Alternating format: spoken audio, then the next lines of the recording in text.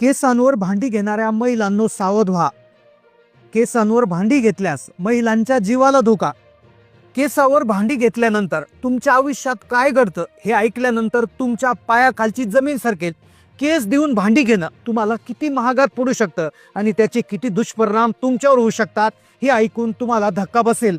महिलांची एक वाईट सवय जी म्हणजे केस देऊन भांडी घेणं, पण या सवयीमुळे तुमचं किती मोठं नुकसान होतं याची तुम्हाला कल्पनाही येणार नाही. ही सवय तुम्हाला किती महागात पडू शकते हे ऐकल्यानंतर तुम्ही थक्क व्हाल.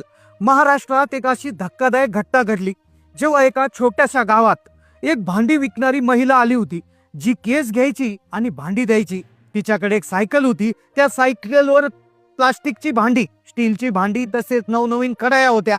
अगदी चकाकणारी भांडी होती. नेहमीप्रमाणे गावातील महिलांनी गर्दी केली. आपल्या घरात साठवलेले तुटलेले गळलेले केस घेऊन त्या तिथे जमल्या. त्या महिलेकडून त्यांनी केस देऊन भांडी घेतली. काहींनी पातेले घेतले, काहींनी कढई घेतली, तर काहींनी चमचे घेतले. पण त्यांना माहिती नव्हतं एका क्षणाच्या लालसेपोटी त्यांनी केस देऊन भांडे घेतले खरे, पण त्यांच्या आयुष्यात एक मोठं संकट येणार होतं आणि ज्यामुळे संपूर्ण महाराष्ट्र हादरणार होता. संपूर्ण महिलांमध्ये भीतीचं वातावरण पसरणार होतं. कारण की महिलांची ही एक अशी सवय आहे की ज्या महिला कुणी जरी आलं, भांडे केसवर भांडे देणाऱ्या महिला आल्या की त्या केस देतात आणि भांडे घेतात, पण त्यांना माहिती नव्हतं की त्याचे काय दुष्परिणाम होणार होता. त्या गर्दीमध्ये एक रत्ना नावाची महिला होती. रत्ना देखील ती गर्दी पाहून, केसावर भांडे देणारी एक महिला आली पाहून ती देखील आली होती. रत्नाने देखील तिचे 2 मुठीभर केस देऊन सुंदर स्टीलचं पातेलं घेतलं होतं. ते पातेलं घरी आणलं. ते पातेलं आणलं, तिने ते स्वच्छ धुतलं आणि त्यावेळेस तिने तिच्यामध्ये भाजी बनवली. ती भाजी इतकी स्वादिष्ट झाली होती. रत्नाला देखील वाटलं होतं की 1 रुपया न देता आपण पातेलं घेऊन आलोय आणि त्याच्यामध्ये आता आपला वापर होतोय. पण तिला समजलं नाही की तिच्या आयुष्यात एक मोठं वादळ येणार आहे आणि ज्यामुळे संपूर्ण राज्यामध्ये खळबळ पसरणार होती. तिने जेव्हा त्यातली भाजी खाल्ली, तिच्या घरातल्या तिच्या पतीला, मुलांना दिली, त्यानंतर जे घडलं ज्याने संपूर्ण महाराष्ट्राला हादरा बसला. रत्नाला समजत नव्हतं तिच्या सोबत असं काय होत आहे. त्याचबरोबर तिच्या गावातल्या जेवढ्या महिलांनी केस देऊन भांडी घेतली होती त्यांच्या आयुष्यात देखील इथून पुढे जे घडलं त्याची कल्पना तुम्ही करू शकत नाही. त्यामुळेच आज आपण पाहतोय की नेमकं त्यांच्या आयुष्यात काय घडलं. केस देऊन भांडी घेतल्यानंतर त्याचे काय दुष्परिणाम होतात, काय नुकसान होतात. रत्नाच्या बाबतीत नेमकं काय झालं, त्या गावात केस देऊन भांडी घेतल्यानंतर नेमकं असं काय घडलं की ज्यामुळे लोक आता केसवर भांडी घ्यायला घाबरत आहेत. आता तुम्ही या घटनेमधून काय लक्षात घ्यायचं आहे, तुम्ही केसवर भांडी घेतली पाहिजे की नाही घेतली पाहिजे, तुमच्यावर एक केसवर भांडी घेतल्यामुळे काय दुष्परिणाम होतात, काय नुकसान होतात, अशी संपूर्ण सविस्तर माहिती आज आपण घेणार आहोत. आजच्या व्हिडिओमध्ये आपण महिलांची एक अशी वाईट सवय आहे जी म्हणजे केसवर भांडी घेणं. बऱ्याचशा गावांमध्ये, छोट्या निमशहरी भागामध्ये काही महिला डोक्यावर भांड्यांचे गाठोडं घेऊन येतात किंवा सायकलवर काहीतरी घेऊन येतात आणि केस देऊन भांडे दिले जातात. ते ओरडतच येत असतात. त्याचबरोबर महिला जमा होतात आणि भांडे देतात. आणि अगदी त्या दिवशी तसंच घडलं होतं. एका गावात एक महिला तिच्या सायकलवर प्रचंड भांडी घेऊन आली होती. चकचकणारे स्टीलचे भांडे होते, पातेले होते, कढया होत्या, प्लास्टिकच्या वस्तू होत्या. ती फक्त केसवर भांडे घ्या असं ओरडत चालली होती आणि अक्षरशः महिलांचा गरडा झाला. आणि त्यांनी कुणी पातेले घेतले, कुणी चमचे घेतले, कुणी कढया घेतल्या, तर कुणी काय घेतलं.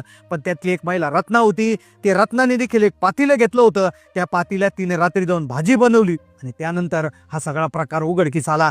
त्यामुळेच आज आपण महत्वाची माहिती जाणून घेतोय की जी माहिती प्रत्येक व्यक्तीला गरजेची आहे.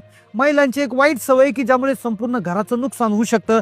जगात प्रत्येक व्यक्तीला म्हणजे महिलांना काही ना काही सवयी असतात. त्या काही सवयींमुळे दुष्परिणाम भोगावे लागत असतात आणि अशा सवयी आहेत की ज्यामुळे आयुष्याची राखरांगोळी होते. एक अशी सवय जी तुम्हाला प्रचंड महागात पडू शकते, ती सवय म्हणजे केस देऊन भांडी घेण्याची सवय. आजचं युग धावपळीचं झालंय. त्यामुळे महिला काय करतात, शरीराची काळजी घेत नाही. त्यांना मानसिक शारीरिक आजार होतात आणि याचाच परिणाम म्हणून केस गळती होत असते. आता ही समस्या प्रत्येक महिलेला असते. गावाकडे प्रत्येक महिला हे गळालेले केस किंवा विंचरतानी कंगव्यात अडकलेले केस जमा करते, कुठेतरी स्टॉक करते आणि मग खेड्यापाड्यात या केसांच्या बदल्यात भांडी घेतली जातात आणि ही भांडी घरात वापरली जातात. आणि हीच मोठी समस्या आहे. हीच खरी सुरुवात होत असते. ही भांडी घेण्याची सवय तुमचं किती मोठं नुकसान करू शकते हे तुमच्या लक्षात देखील येणार नाही.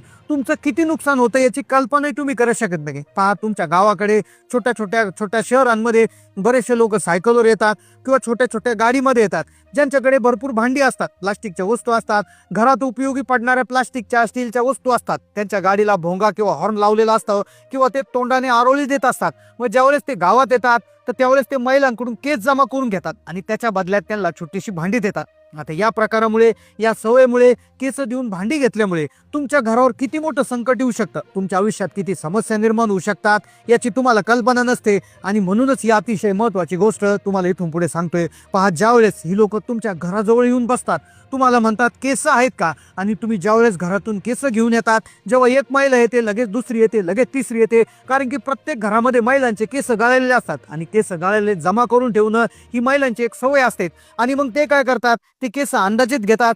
या केसाच्या अंदाजावरून तुम्हाला एखादं छोटं मोठं तुम्हाला वाटेल ते आवडेल ते भांडं देऊन टाकतात. तुम्ही खुश होतात, पण हे तुमचा आनंद आहे हा क्षणिक आनंद असतो. पण हे जे केस आहे ते त्यांच्याकडे ठेवतात आणि ते ज्यावेळेस तो केस घेऊन जातात आणि खरा गेम इथून पुढे सुरू होतो. खरा गेम इथून पुढे सुरू होतो, कोणाला कळत देखील नाही. खरा खेळ पुढे होत असतो. तुम्ही पाहिलं असतात, हे जे तुमचे केस असतात, या केस घेऊन तुम्हाला भांडं दिली जातात. बऱ्याचशा महिलांचे केस तुटलेले असतात, तर काही महिलांचे आजारपणामुळे गळाले असतात, तर काही महिलांचे केस निरोगी असतात. पण अगदी जोर लावून ओढल्यामुळे कंगव्यात ती केस अडकतात आणि हीच केस महिला जमा करून त्या बदल्यात ती भांडी देतात. ही भांडी घेतल्यामुळे त्यांच्यावर काय दुष्परिणाम होतात याची तुम्हाला कल्पना नसते. हा जेव्हा भांडेवाला किंवा भांडेवाली व्यक्ती ज्यावेळेस भांडे देऊन केस तुमची घेऊन जाते, तेव्हा या केसांचं नेमकं पुढं काय होतं याची तुम्हाला कल्पना नसते. पहा, याच्यामध्ये धार्मिक दृष्टिकोन आहे, वैज्ञानिक दृष्टिकोन आहे. या केसांचं मूल्य नेमकं काय असतं, धार्मिक ग्रंथात काय लिहून ठेवलं, लक्षपूर्वक पाहत राहा. ही सवय जी आहे तुमच्या घराचं वाटोळं करू शकते. पहा, धार्मिक जे आहे, आपण जर दृष्टीने बघितलं तर ही जी भांडी आहे तुम्ही केस देऊन देतात, तर ही भांडी काही तुम्ही शोकेसवर ठेवत नाही.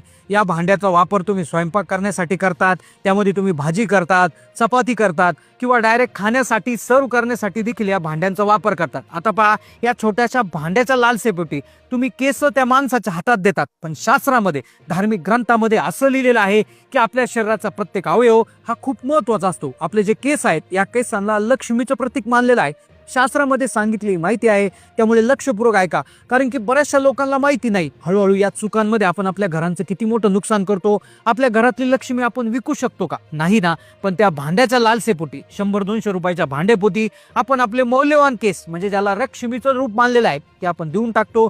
तुम्ही ते अजिबात केलं नाही पाहिजे. पहा, जर तुमच्या केसाला लक्ष्मीचं रूप दिलेलं आहे, त्यामुळेच ते तिरुपती बालाजी मंदिरामध्ये केस दान करणं हे श्रेष्ठ मानलं जातं, कारण तिथे ते भक्तीनं अर्पण केले जातात, ज्यामुळे घरात सुख समृद्धी येते असं मानलं जातं. पण पहा, केस विकणे ही सगळ्यात अगदी वाईट गोष्ट आहे. पहा, ज्याला शारीरिक आजार, PCOD किंवा हार्मोनल असंतुलनामुळे ज्याचे केस गळतात, गरीब महिला हे केस साठवून ठेवतात. त्यांना वाटतं यात फायदा होतो, 2 पैसे भांड्याला वाचतात, हे भांडे घरामध्ये येतात. पण नकळत धार्मिक शास्त्रात सांगितलं आहे की त्यामुळे गरिबी वाढते. केस दान करणं पुण्य आहे, पण विकणं हे 100% चुकीचं आहे. विकलेल्या केसामुळे घरातून सकारात्मक ऊर्जा निघून जाते असं शास्त्रात सांगितलंय. आता केस दिल्यानंतर ती जी भांडी आहे, या भांड्यांचा घरात सर्रास वापर होतो. स्वयंपाकासाठी वापर होतो, भांड्यात अन्न शिजवलं जातं, अन्न ठेवण्यासाठी वापरलं जातं, अनेक वेळा डायरेक्ट खाण्यासाठी याचा वापर होतो. या भांड्यामुळे आपल्या पोटात नकारात्मक ऊर्जा जाते असं काहींचं म्हणणं आहे. यामुळे घरात गृहदोष वाढतात, घराची प्रगती खुंटते, केस विकून श्रीमंती मिळत नाही, उलट गरिबी वाढते असंही भरपूर लोकांचं म्हणणं आहे. पहा, शरीराचा अवयव विकून जसे आपण पैसे घेत नाही ना, तसंच केस देखील आपल्या शरीराचा अमूल्य अवयव आहे. म्हणून शास्त्रात सांगितलंय की तिरुपतीमध्ये आपण केस, आपला अमूल्य अवयव दान करणं पवित्र मानलं गेलंय. पण विकले गेलेले केस नकारात्मक ऊर्जा आणतात, पुरुषांच्या नोकरी व्यवसायात अडथळे येऊ लागतात असं शास्त्रात सांगितलंय. मग या केसांचं नेमकं काय करायला पाहिजे जेणेकरून तुमच्या घरात सकारात्मक ऊर्जा येईल? ते कचऱ्यात टाकण्यापेक्षा त्याचा काय वापर केला पाहिजे की ज्यामुळे तुम्हाला पुण्य मिळेल? हे जे केस आहेत, ते केस तुम्ही ज्यावेळेस देता, ज्या भांडेवाल्याला देता, कुठल्या एखाद्या विक्रेत्याला देता, त्यावेळेस इंटरनेटवर सर्च केल्यावर आम्हाला असं आढळलं की या केसांचा मोठा व्यापार होतो. हे केस विग बनवण्यासाठी, हेअर एक्सटेन्शनसाठी ब्युटी इंडस्ट्रीमध्ये वापरले जातात. या नैसर्गिक केसांचा रेट 5,000 रुपये किलोपासून 20,000 रुपये किलोपर्यंत असतो. आता तुम्ही कदाचित एखादं छोटं भांडं घेता 100-200 रुपयाचं, पण हेच केस नंतर हजारोंचा याच्यावर व्यवसाय होत असतो, धंदा होत असतो. मानवी केस जे यावेळेस शास्त्र काय सांगतं, तर शास्त्र सांगतं तुम्ही हे विकू नका. पण जर वैज्ञानिक पद्धतीने गेलं तर याचं वर्गीकरण केलं जातं आणि बाहेरच्या देशामध्ये या केसांना सॉर्टिंग करून लाखो रुपयांचा भाव मिळत असतो. पण याचबरोबर तुम्ही केस विकले तर तुम्हाला धार्मिकदृष्ट्या नुकसान होतं, पण याचा विक्रेते फायदा घेतात. बाहेरच्या देशात विकलं जातं. भारत देश हा जगातला सगळ्यात मोठा केस विकणारा देश आहे.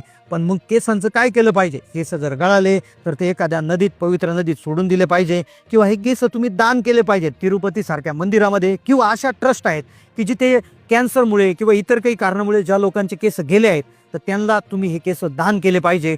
त्या अशा प्रकारे तुम्ही या केसांची विल्हेवाट लावली पाहिजे. त्यावर भांडी घेणं हे खरंच चुकीचा दृष्टिकोन आहे असं धार्मिक ग्रंथात सांगितलं आहे. आता तुमचं नेमकं यावर मत काय आहे नक्की कमेंट करून कळवा. चॅनलला नवीन असेल तर सबस्क्राईब करा. धन्यवाद.